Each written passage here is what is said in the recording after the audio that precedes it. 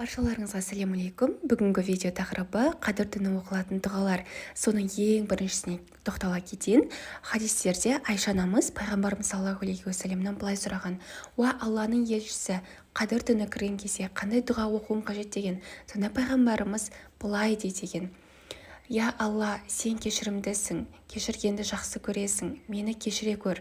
Арабшасы: Аллахумма иннака ғафуун тухиббул ғафуа фаъфу анни. Осы дұға ең бірінші оқылады. Одан соң Ықылас сүресін 100 рет оқу. Бисмиллахир-рахманир-рахим.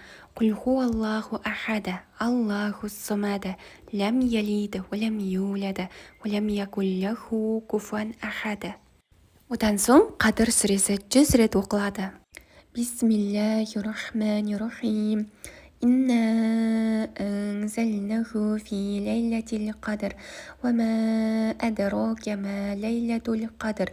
Лейлатул қадри хайрум мин альфи шахр. Таназзалул малаикату варруху фиха биизни раббихим мин кулли амр.